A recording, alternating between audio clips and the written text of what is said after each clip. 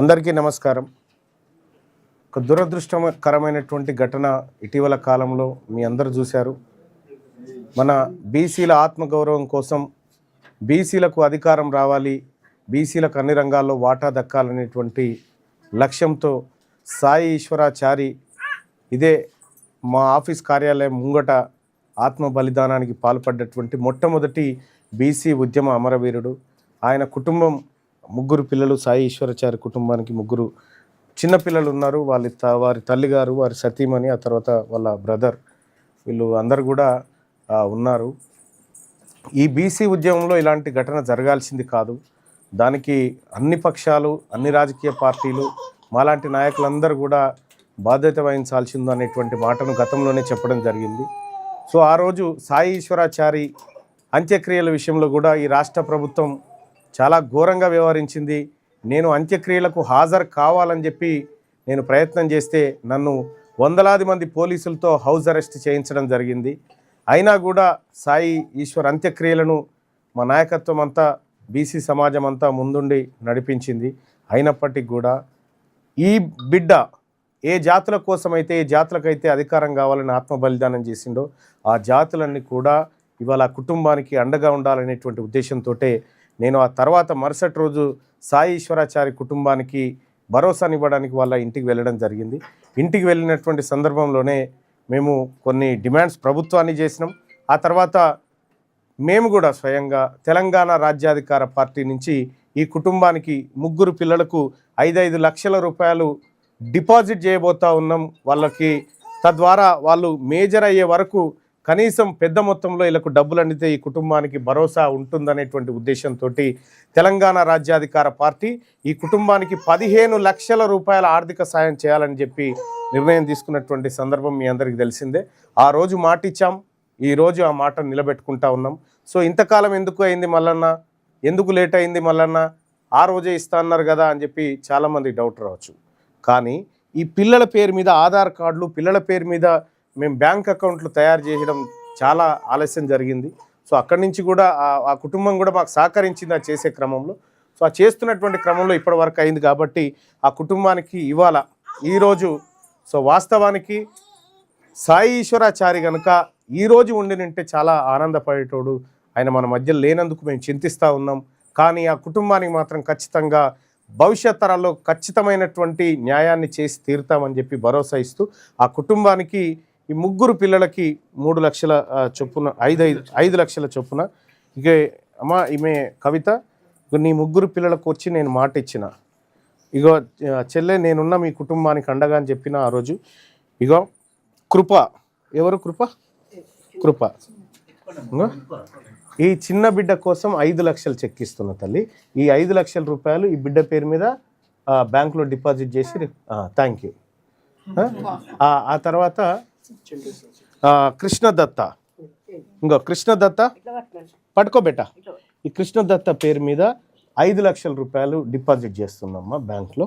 ఆ తర్వాత కృతిక పేరు మీద 5 లక్షల రూపాయలు డిపాజిట్ చేస్తున్నామ్మా తెలంగాణ రాజ్యాధికార పార్టీ నుంచి. ఆ రోజు మాట ఇచ్చాను మీ కుటుంబానికి, ఈరోజు నేను నిలబెట్టుకుంటా ఉన్నాను. మీ భర్తను కానీ మీ కొడుకును కానీ నేను తిరిగి తీసుకురాలేనేమో, కానీ ఆయన ఉంటే మీ కుటుంబాన్ని ఎంత చక్కగా చూసుకుంటాడో తెలంగాణ రాజ్యంలో ఉన్నటువంటి బీసీలమందరం మీ కుటుంబం అంతే సంతోషంగా ఉండాలని కోరుకుంటా ఉన్నాం తల్లి. ఖచ్చితంగా మీ కుటుంబానికి జరిగినటువంటి అన్యాయం ఏ కుటుంబానికి జరగకూడదు, దానికి మేమందరం కూడా బాధ్యత వహిస్తూ ఉన్నాం తల్లి. సో జీవితంలో ఏ కష్టం వచ్చినా కూడా మేము అండగా నిలబడతామని చెప్పి మీ కుటుంబాన్ని ప్రాధేయపడుతూ చెప్తా ఉన్నాం. ఇది ముమ్మాటికి మా బీసీ నాయకత్వం అంతా చేసినటువంటి మూకుమ్మడి తప్పు. అందులో మేమందరం కూడా భాగస్వామ్యులమే.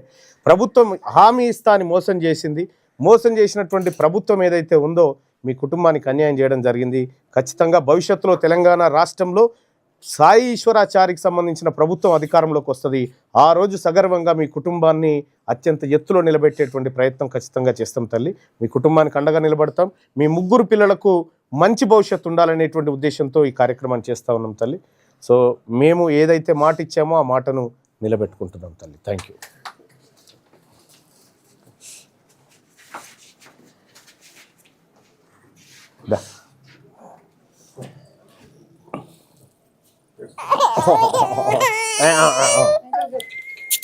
ఇక ఇక ఇక ఇక ఇక ఇక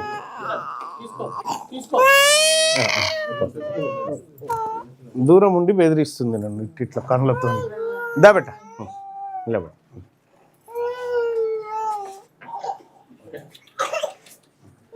థ్యాంక్ యూ అమ్మ.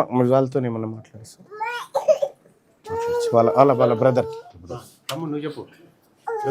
యోగేష్ కదా, నందీష్. సారీ, పట్టుకోనన్నా ఇట్లా ఇట్లా అన్న పక్క ఇట్రా.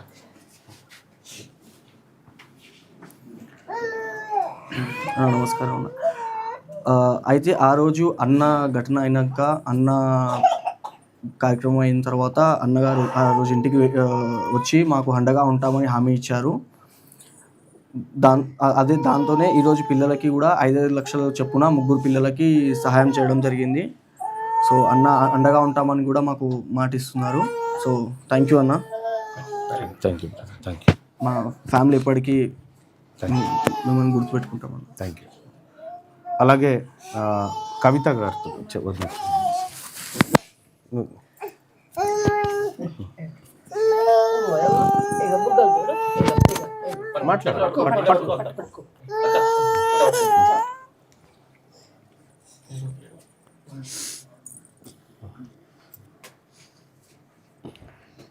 అన్న, మీరు మాకు ఇంత సహాయం చేసినందుకు చాలా సంతోషం అన్న. మా పిల్లల గురించి ఆలోచించి మా పిల్లల పేరు మీద ఇంత అమౌంట్ మీరు ఫిక్స్డ్ డిపాజిట్ చేస్తానని చెప్పినందుకు చాలా ఆనందం అన్న. మా హస్బెండ్ ఇప్పుడు బీసీ ఉద్యోగం గురించి అయినా చనిపోయిండు, కానీ ఇప్పుడు ఆ బీసీ ఉద్యోగం కూడా అట్లాగే గెలిపియాలన్నా. మీరు ఆయన ఆశయం మాత్రం నెరవేర్చండి అన్న. అదొక్కటి నెరవేరాలన్నా, అంతే. తప్పకుండా అమ్మ మాట్లాడుతుంది. వద్దులే వద్దులే వద్దులే. రైట్. అది విషయం ఏంటంటే అమ్మా, మాకు తెలియకుండానే ఇక్కడికి మీరు రావడము, మేము సాయం చేయడము, తద్వారా ఆయన రావడము.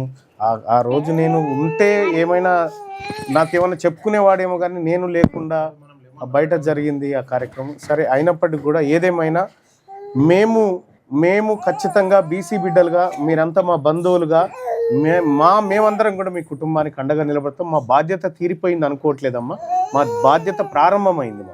మా బాధ్యత ప్రారంభమైంది. తప్పకుండా మేమున్నాం తల్లి, మేమందరం ఉన్నాం. ఏం కంగారు పడక చెల్లె. మీ కుటుంబం మంచిగా ఉండాలి, నీ పిల్లలు గొప్పగా ఎదిగేలా మా వంతు ప్రయత్నం చేస్తామమ్మా. థ్యాంక్ యూ తల్లి. Thank you.